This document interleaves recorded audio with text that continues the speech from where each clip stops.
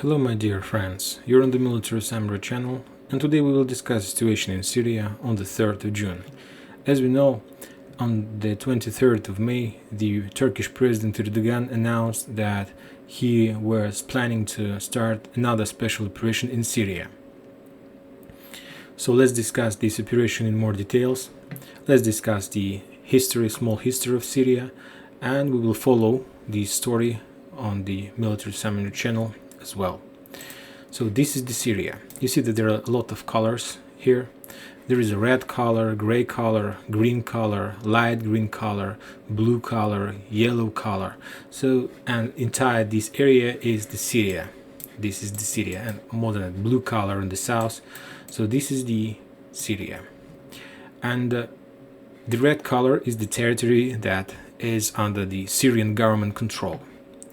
The yellow color is the territory that under Kurds control. The green color on the south is the territory that under the USA control.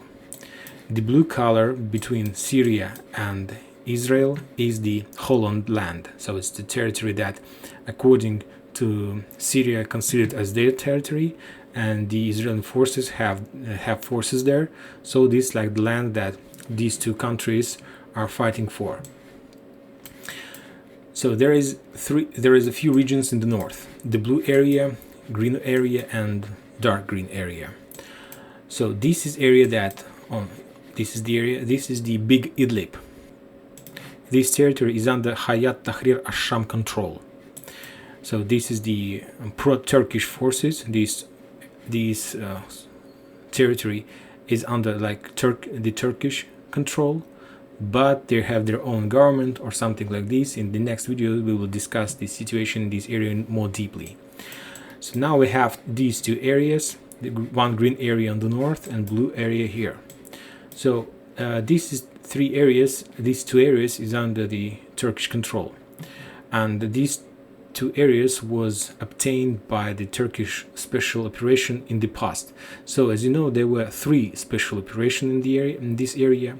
According to the first special operation, the Turkish forces established control over the triangle of Azaz, Al-Bab, and Jarabulus. These 3 towns and this area was the Turkish established control over these 3 areas during the first special operation.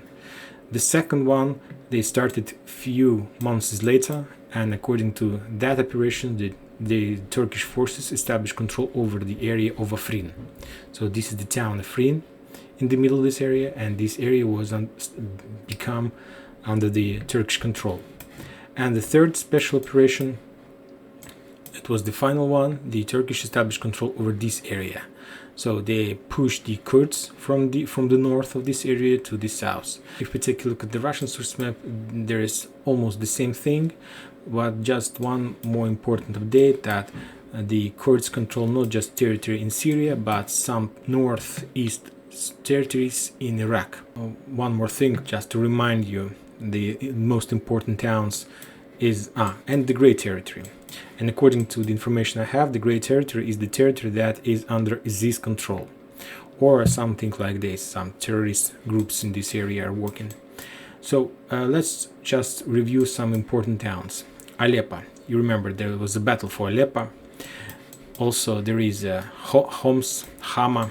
There is the capital of Syria, Damascus. There is Deir ez-Zor in the east side of Syria. So there are a lot of interesting towns. There is Raqqa, the capital of ISIS in the past. So this is the Syria. And starting today, we're going to review the events in this area as well.